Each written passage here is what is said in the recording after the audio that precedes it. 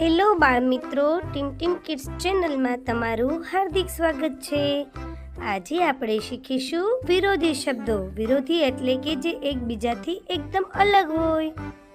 ચલો, અહીંયા બે ચિત્ર આપેલા છે, જેમાં હાથીભાઈ કેવા છે? મોટા. જ્યારે ઉંદરભાઈ નાના. તો મોટાનું વિરોધી શું થશે? નાનું. બાલ દોસ્તો, આ ચિત્રમાં તમને બે પેન્સિલ દેખાય છે, જેમાં એક પેન્સિલ કેવી છે? લાંબી. જ્યારે બીજી ટૂંકી. તો લાંબાનો વિરોધાર્થી શબ્દ શું થશે? ટૂંકું.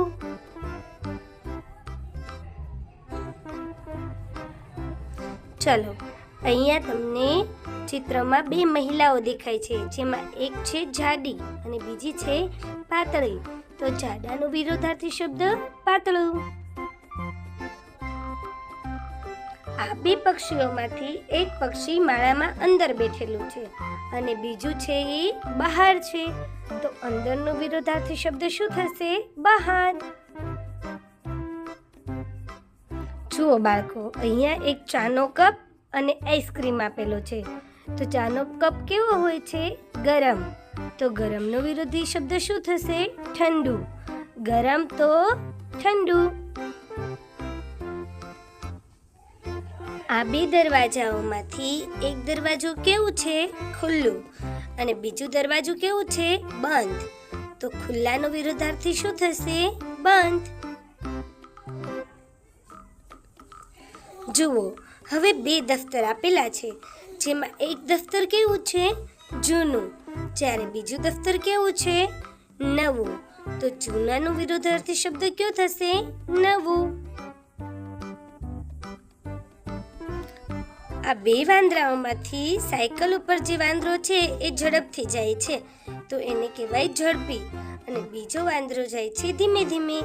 તો ઝડપીનું વિરોધાર્થી થશે ધીમું. અહીંયા બે બીકર આપેલા છે, જેમાં એક એકદમ ખાલી છે, જ્યારે બીજામાં લખોટી ભરેલી છે. તો ખાલીનું વિરોધાર્થી શું થશે? ભરેલું. અહીંયા બે બિલાડી આપેલી છે, જેમાં એક બિલાડી કાળી છે અને બીજી બિલાડી ધોળી છે. તો કાળાનું વિરોધાર્થી શું થશે? ધોળું. કાળું તો ધોળું. છોકરીના હાથમાં સિમ્બોલ છે, તેમાં હા છે, અને છોકરાના હાથમાં ના.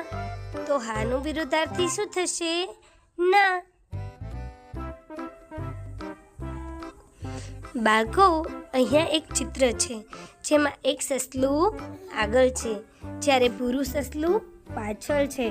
તો આગળનો વિરોધાર્થી શબ્દ પાછળ.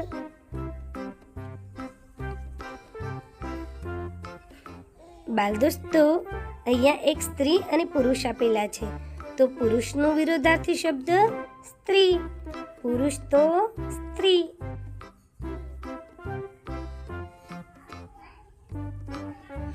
આ બે બાળકોમાંથી એક બાળક બેઠેલું છે અને એક બાળક ઊભેલું છે. તો બેસવું એનું વિરોધાર્થી શબ્દ ઊભવું.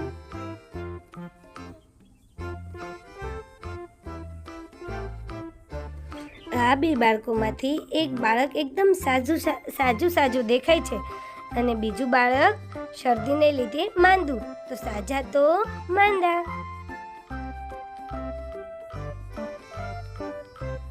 જો, આ બે છોકરીઓમાંથી એક છે એકદમ ખુશ અને બીજી છોકરી થોડી છે નાખુશ.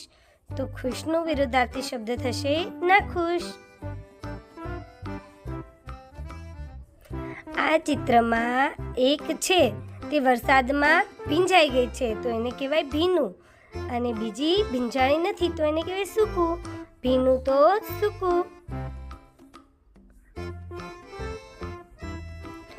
આ બે વાંદરાઓમાંથી એક વાંદરો ઉપર બેઠેલો છે, જ્યારે બીજો વાંદરો ક્યાં બેઠેલો છે?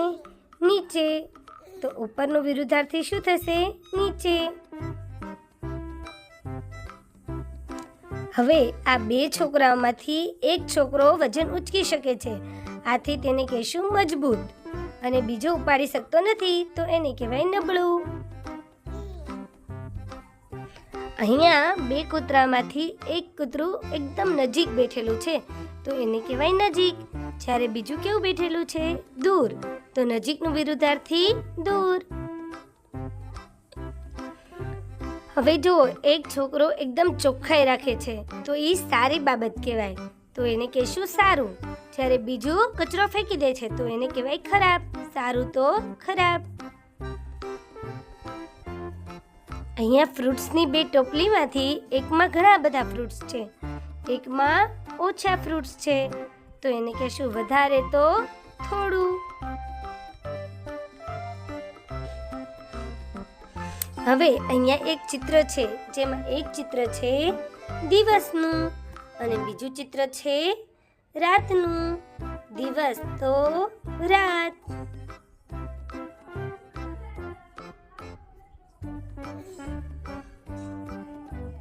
હવે અહીંયા જે ચિત્ર આપેલું છે એમાં એક ચિત્ર છે યુવાન અને યુવાનનું વિરુદ્ધાર્થી ઘરડું. યુવાન તો ઘરડું. ચાલો આગળનું ચિત્ર જોઈએ, જેમાં દડો કેવો હોય? એકદમ પોચો પોચો, આથી એને કહેવાય નરમ. જ્યારે પાણકો એકદમ કઠણ હોય તો એને કહેશું કઠણ. નરમ તો કઠણ. ચાલો એકમાં લેમ્પ ચાલુ છે તો એને કહેવાય ચાલુ અને બીજામાં બંધ છે તો એને કહેશું બંધ. ચાલુ તો બંધ. હવે આગળનું ચિત્ર જોઈએ, જેમાં એક બેન જાય છે ડાબી બાજુ, જ્યારે ભાઈની દિશા છે જમણી બાજુ. ડાબું તો જમણું.